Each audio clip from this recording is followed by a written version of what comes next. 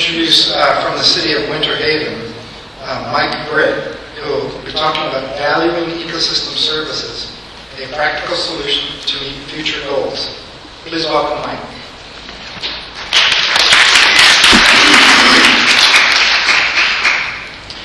I have to admit that since August when I proposed this project, things have changed a little bit. We were about to undertake an economic evaluation with ecosystem services up and around Winter Haven and how we restore wetlands to provide long-term services for water quality, those kind of things. We haven't gotten started that yet. It still is kind of on the plate, but we really found a couple of other different ways to pursue our goals that have delayed that a little bit. So what I'd like to do is share with you kind of the direction that's moving, and along with the status of what we call our Sustainable Water Resource Management Plan effort. And I think the direction of that is something that is definitely worth sharing. As is the case, that almost always happens when I come down to Charlotte Harbor and talk to people in this area. I always learn more than I feel like I have to share. You know, the efforts that are going on in South Venice, and Dr. Fox talking about how to really enable those people in the community to make a difference is, I think, on the cutting edge of what each of our communities need to be doing. The work that's being done at Florida Gulf Coast University, you know, engaging, you know, science and students and trying to manage those resources as a function of where they live and work, and trying to make all those things work together. Another huge lesson that we're trying to learn in Winter Haven, Florida. What else? Gosh, I had a chance to talk to Rob Wright and Chris Costello earlier. Their efforts about how the Sierra Club and Sarasota County are working together to engage neighborhoods and communities and homeowners associations to kind of achieve those common goals. Incredible work. That's the kind of things we're aspiring to in Winter Haven and trying to make that work. So I think all those are probably a lot better on-the-ground examples of things we're trying to do than even what I can provide. But even so, I'll share with you some of the things that we're trying to do. Okay. Oh, yeah.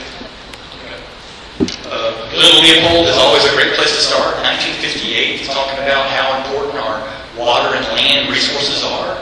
And even then, talking about how critical, this was a critical element we need to be worried about some 60 years ago. Here's Adam Putnam, had a nice quote in the paper earlier this year, and talking about sustainable water, not only for our economic needs, but our environmental needs as well. And he started asking the question, you know, where he says, Florida ceases to exist as we know it, and that water is the thread that kind of binds us together.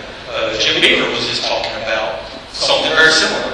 You know, water is really what connects a lot of our natural systems, our communities, those kind of things. So when I start asking the question about the value of water, you know, I tend to start moving in that direction. You know, the value to each community is different, and how that community interacts with its water resources. The Charlotte Harbor area is just an incredible example of what can happen when that value really is established and ingrained in the community. I think we're seeing the same things with the Springs area up in North Florida. You know, they're starting to realize that the minimum kind of approach and meet minimum standards really isn't going to achieve their goals. So they're trying to do something that exceeds that. St. Lucie area, same thing. You know, they're realizing that there's something more to water and estuaries, things like that, that really can be valued in today's economy. So those are the kind of things that we're kind of latching onto and trying to ingrain in our community to try to do something kind of above and beyond what would be called kind of the minimalistic approach. You know. Here's Kate Ness already left. This is always the slide I use when I come down.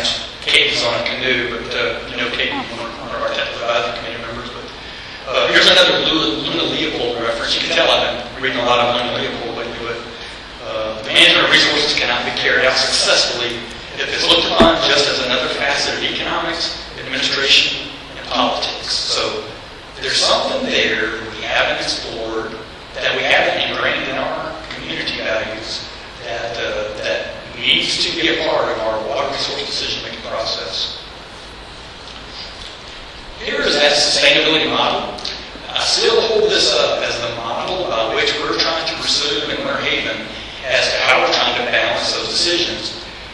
Water is one of those things that balances each aspect, each of the three pillars of the sustainability model. It affects everything we do economically.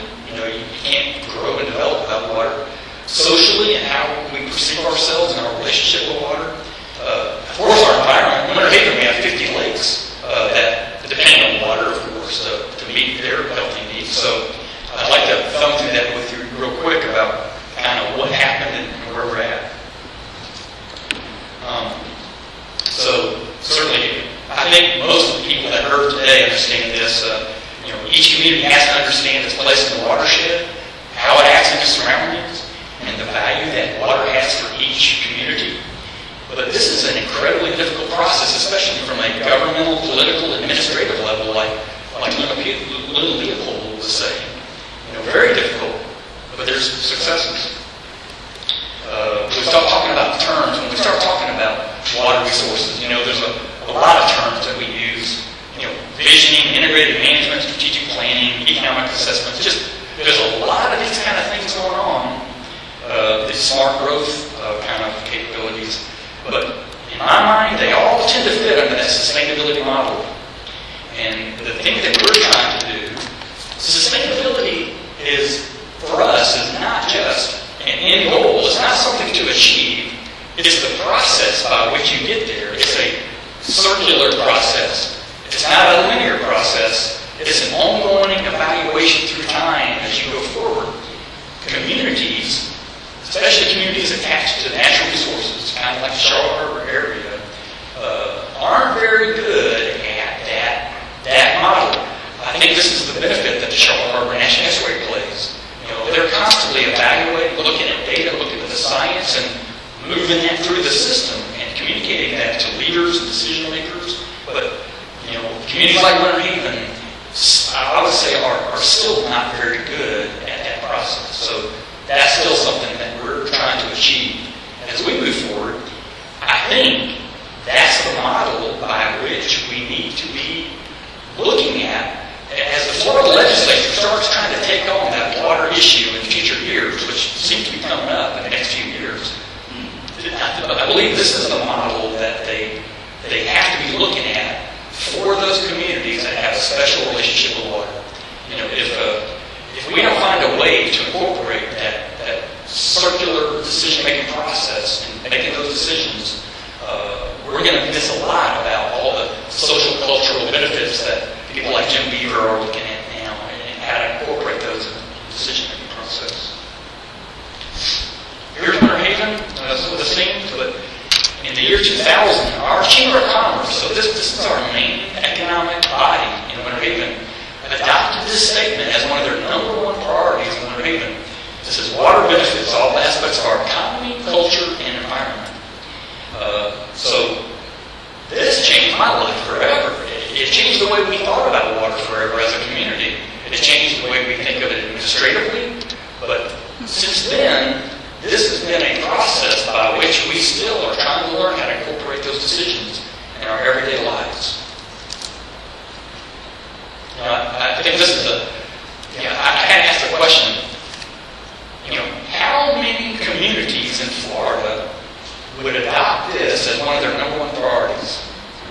We know that the communities in around Charlotte Harbor have done that. I think we know the Springs have done that. Maybe places like Sarasota County and some of the communities in Manatee, Charlotte counties. But as a statewide basis as a whole, I don't know. I'm not sure. So I think that's our challenge moving forward. If communities can understand their relationship with water and where they're at in the watershed and the role they play in managing one of our most important resources for all the benefits we provide as a society, then I believe this statement becomes more of an option for almost all of our communities in Florida. And then the decision-making process starts becoming different. I'll thumb through some slides of Winter Haven. Winter Haven is up at the very top part of the Peace River watershed. We're way up in the very reaches of what flows from the Peach River to Charlotte Harbor. We're also at the very tip top of the hydrologic watershed to the groundwater basin as well. So that sense of place of Winter Haven and where we're at in the watershed is significant. We have a lot of issues up and around our part of the watershed. The Peach River goes dry many years up around Bartow because of lower aquifer levels for the main reason. Almost 33 out of the 100 lakes up in this part of Florida don't meet their minimum levels, or approaching that boundary at which they don't meet their levels. Significant water issues kind of happening in this area. Winter Haven, we have 50 lakes in the watershed. 24 of those lakes don't meet water quality standards as identified by the state. So, 24 out of 50 lakes are impaired as listed by the state. So, these are not inconsequential issues at all. These are significant. And it points to a system that's not acting properly. This is not a lake-by-lake issue. This is a system issue. This is a sense of place issue. There's something going on here that deserves a broader scrutiny, a bigger look. But we have difficulty kind of doing those kind of things in a political government kind of approach. Now you add in all the other social cultural benefits, education and obesity. Polk County, urban area, is one of the 7th most obese communities in the nation. There's a critical need for people to get outdoors, to exercise, and get outside and do those efforts. A lot of things happening that we have social cultural issues with.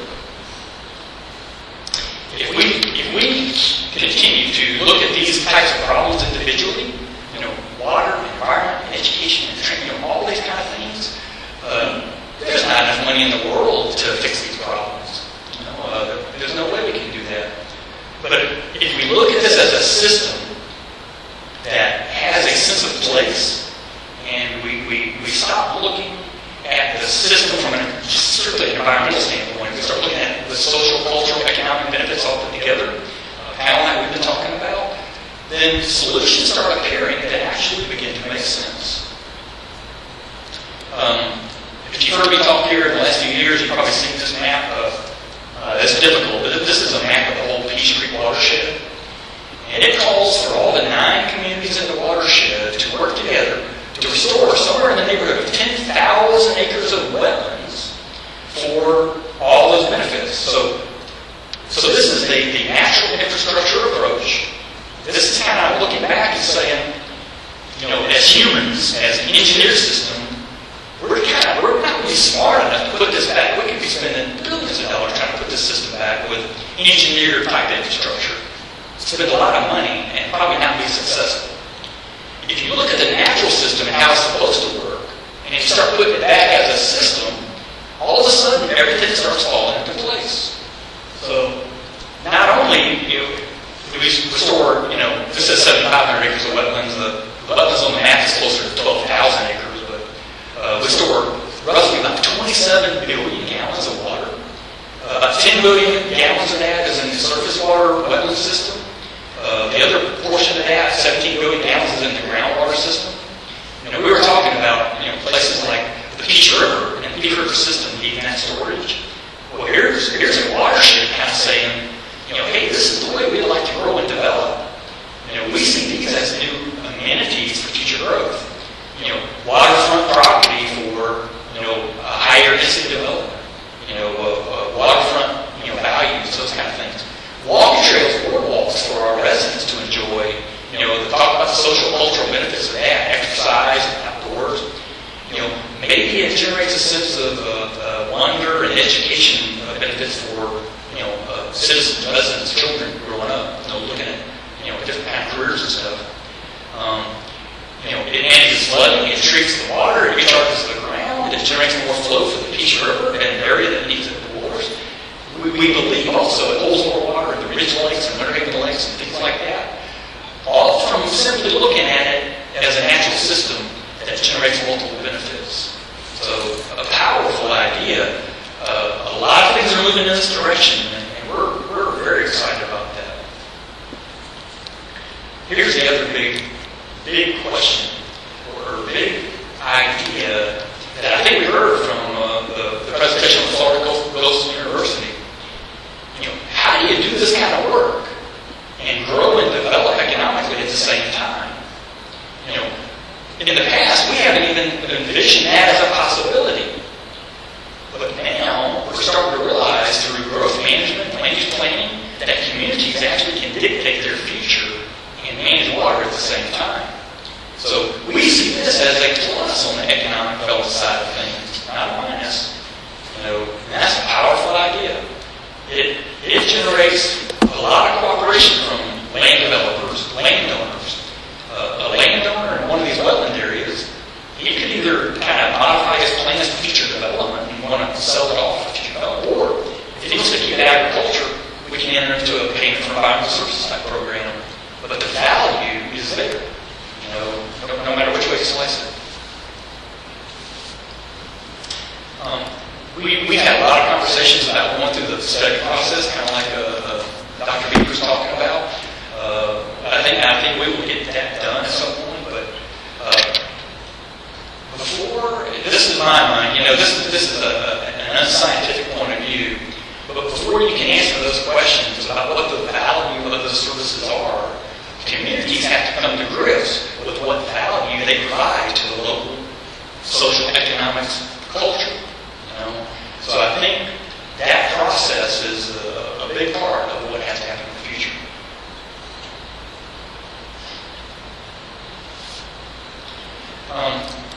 There's been some work that has kind of shown how we go through these ideas.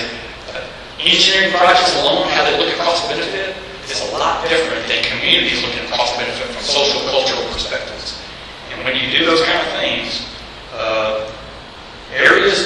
project ideas start changing.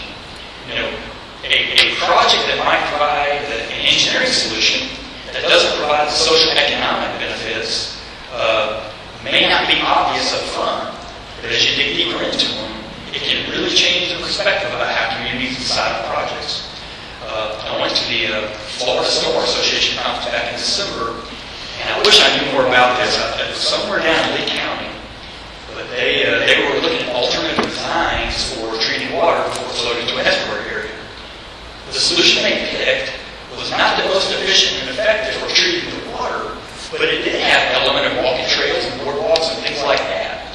That community spent, I think, 2 times more money for that solution because it had the recreational park element in it than it did for what the structural solution said, just based on water quality improvements, water quality treatment.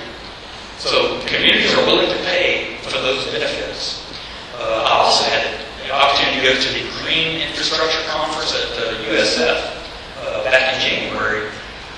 Worldwide, the cultural social benefits are driving the solutions for how we manage water and natural systems. So there's something really big happening there, worldwide, locally, throughout Florida, that I believe Charlotte Harbor and our watershed is probably in the forefront of making some really big steps in that direction. So I think that's a big part of what we're doing. Probably the biggest point of this slide is that local governments have decisions to make about how land is used, with land use planning, those kind of things. Based on that, we can improve our water resources at the same time and be pretty much in charge of how those decisions get made. This is maybe a little bit crass and maybe not quite true, but somebody in Tallahassee doesn't know the value of what those natural systems have for local governments, local communities. They probably don't quite understand the social cultural benefits that creates. Local governments are the ones that really understand that and have the decisions to make about how growth and economic development happen. Using that perspective from a local government position is, I think, still one of the most powerful tools that we have at our disposal that we're probably not taking full advantage of. So with that, I'll stop. Oh, you got another one.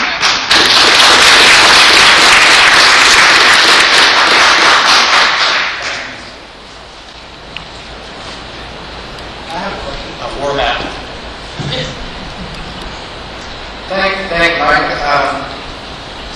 been kind of out of the loop and never involved too much with local government planning, but I wondered about the comprehensive plans that local governments produce.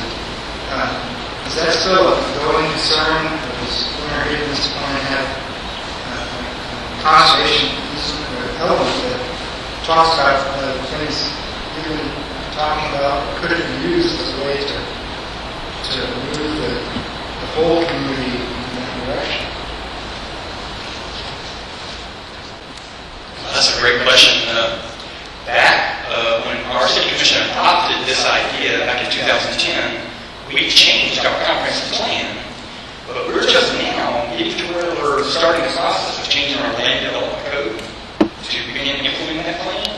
So there's still some big decisions to make along those lines. You know, a political body making a decision like this long term is still a difficult thing. You know, so we're just now beginning that process, and it's going to be real interesting. And that's why, you know, Charlotte Estuary supported this kind of idea as we're coming along too. So those kind of benefits are going to be very important.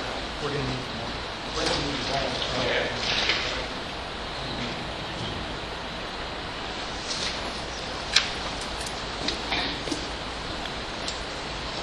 This isn't exactly a question. I want to tell you something. Earlier, someone asked a question about who's telling the legislators, and I neglected to say that I'm from the League of Women Voters, and we're trying to tell the legislators.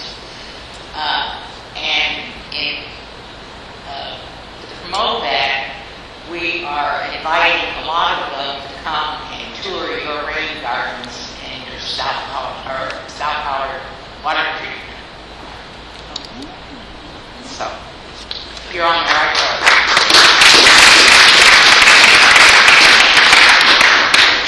And what's nice is there's a lot of great examples in our entire watershed of how that's happening, so that's pretty exciting.